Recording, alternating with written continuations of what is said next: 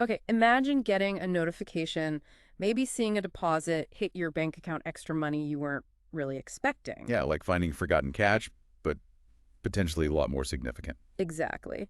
So today we're going to dive into a few situations, actual ongoing things where money might be heading towards people across the U.S. Right. We're talking settlements, state programs, even a potential federal plan tied to government savings. So could you be eligible for maybe a bigger financial boost than you realized? Let's unpack these. Sounds good. There are definitely some interesting opportunities out there right now. Okay, first up, let's talk about New York City. There's this pretty big settlement, $92.5 million. That's right. It's a settlement with the city's Department of Correction. And what's the background there? Why the lawsuit? Well, the core allegation is that the department, acting on requests from ICE, held people longer than they were legally supposed to. Longer than their release date, you mean? Exactly. Even after other reasons for holding them, like bail or criminal charges, were resolved. This apparently happened over a long period. How long are we talking? The lawsuit covers April 1st, 1997, all the way through December 21st, 2012.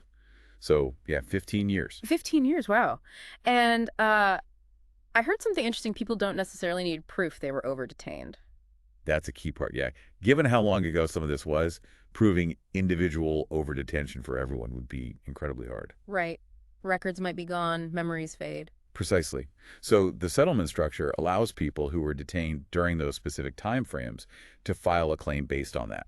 It simplifies the process for potential claimants. Okay, so who might actually get some money from this, and what are the potential amounts? They've basically set up two groups. There's the statute of limitations group. That's for detentions between 97 and 2007. Okay. For that group, payouts could range from $10,000 up to $24,000. Still a very significant amount. Definitely. Then there's the recent group, covering 2007 to the end of 2012. And for them? The potential payouts are higher.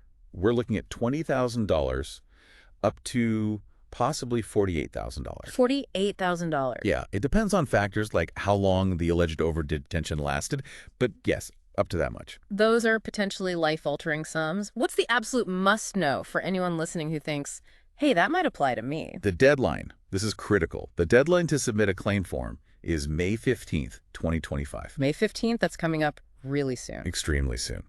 So if you or someone you know might have been affected, you need to act basically now. Where do people go? How do they file? There's an official settlement website, nicesettlement.com. You can find the claim form there, all the details. You can submit online or print it out and mail it in. Okay, nicesettlement.com, deadline May 15th, 2025. Got it. And this is a class action, right? What does that really mean for the folks involved? Yeah, it's a class action. Basically, instead of hundreds or thousands of people filing individual lawsuits, which would be, costly and complex. Impractical, really. Totally. A class action lets them act as one group with similar claims. If the settlement is approved, like this one was, it provides a way to compensate everyone in the group who files a valid claim. So it streamlines justice in a way. Big potential payout for eligible New Yorkers, but that deadline is looming large. Okay, let's shift gears. California. Right, specifically Sacramento County.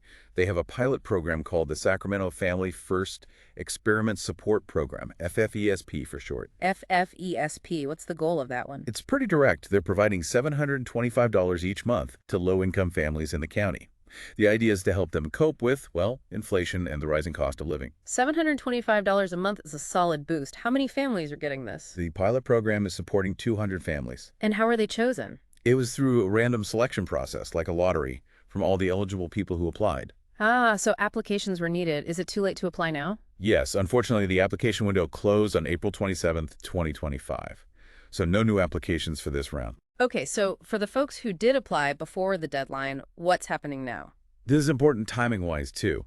Acceptance notifications are actually going out right now, this week starting May 5th. How are they being notified? They're using email, phone calls, and text messages. So applicants really need to be checking everything. Okay, so keep eyes peeled on phones and inboxes if you applied in Sacramento. Is there anything else they need to do if they get a notification? Yes, absolutely. If you get notified, you must respond and accept the spot by June 6th. June 6th deadline to respond. What happens if they miss it? If you don't respond by June 6th, you unfortunately lose your spot and they'll offer it to someone else on the wait list. Gotcha. So a crucial step there, too, that $725 could really help cover essentials, food, rent, maybe childcare. Exactly. It's designed to provide that immediate, flexible support for basic needs. All right, let's head back east again. New York State this time, not just the city. Governor Hochul announced something. Yes, as part of the new state budget, a big one, $254 billion. There's a plan for stimulus checks. Okay, state-level stimulus. Who's the target for these? It's aimed at middle and low-income households. The estimate is over 500,000 households across the state could benefit. Why now? What's the driver? It's explicitly tied to helping New Yorkers deal with the high cost of living and inflation pressures. New York apparently ranks 5th in the country for inflation impact. Ouch. Okay, so how much are these checks and who qualifies specifically? It depends on your income and your tax filing status. So single filers who make under $75,000 a year will get $200. Okay. For married couples filing jointly, if your income is up to $150,000, you'll get $400. Double the single amount makes sense. Right. And then there's another tier, Hmm. a couple's earning between $150,000 and $300,000, they'll get $300. So it covers a pretty broad range of middle-income earners, too. It does, yeah. Reaches quite a few people. And how do people get this money? Do they need to sign up, fill out a form? No, and that's the good part. It's designed to be automatic. Automatic. The state will use your 2024 tax filing information. If you qualify based on the income thresholds, they'll send the payment out, likely through direct deposit, if that's how you got your tax refund. So no application needed. That's convenient. Very. The governor basically said it's about giving money back to New Yorkers without extra hurdles. And when can people expect to see this? The plan is for these payments to be processed during the 2025 tax season. So not immediately, but something folks can look forward to next year. Okay, so New York State, automatic payments next tax season, $200 to $400, depending on income and filing. Good to know. Now let's talk about this DOGE stimulus idea. Sounds intriguing. Yeah, the name catches your attention, doesn't it? It's important to clarify right off the bat, this has nothing to do with the Dogecoin cryptocurrency. Okay, good clarification. So what is DOGE in this context? DOGE here stands for the Department of Government Efficiency. It seems to be more of a concept or maybe an initiative by a group focused on cutting government waste. The Department of Government Efficiency. And their stimulus idea is? The proposal is that as this DOGE group identifies savings by cutting waste, fraud, abuse in federal spending, 20% of those savings would be returned directly to taxpayers. How much returned? The specific proposal floating around is for a $5,000 stimulus check per household. Wow, $5,000 per household from government savings. That's Mhm. ambitious. Have they found any savings yet? Well, the reports associated with this idea claim they've identified about $160 billion in potential savings already.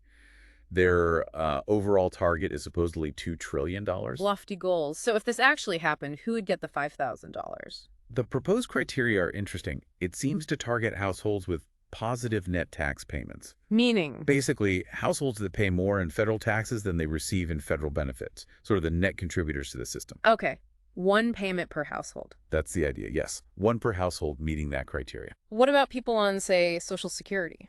It's suggested they could potentially qualify, but it would depend on their overall income and tax situation meeting that positive net tax payment threshold.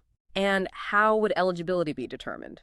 Application again. No, like the New York plan, the proposal suggests it would be automatic, determined through IRS tax filings.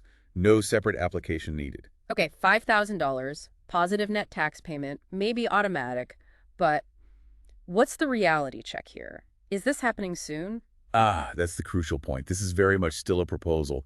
It's an idea. Not actual legislation, not a done deal. Not even close. Unlike the New York State stimulus, which is funded in an approved budget, this DOGE stimulus would need federal legislation. It has to go through Congress, be signed into law. So a much longer, more uncertain path. Exactly. There are many hurdles. Its future likely depends heavily on, election outcomes, political negotiations, and whether they actually achieve those massive savings targets. Right, so it's important for people not to confuse the DOGE acronym with the cryptocurrency, and also not to count on this $5,000 anytime soon. Absolutely. It's an interesting concept, linking government efficiency directly to taxpayer benefit, but it's not guaranteed money right now. It's something to maybe watch from a distance. So much more speculative compared to, say, the New York City settlement deadline, which is right upon us. Definitely. The NYC settlement, the Sacramento program notifications, the confirmed New York State plan, those are much more concrete, immediate or near-term possibilities for people. Okay, so let's quickly recap the main takeaways then. Sure. We've got the New York City unlawful detention settlement, potential for big money, up to 48K for some, but that May 15th deadline is non-negotiable. Act fast. Crucial deadline, yes. Yeah.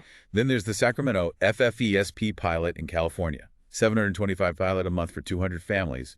Notifications are happening now, so check your messages and respond by June 6th if you applied.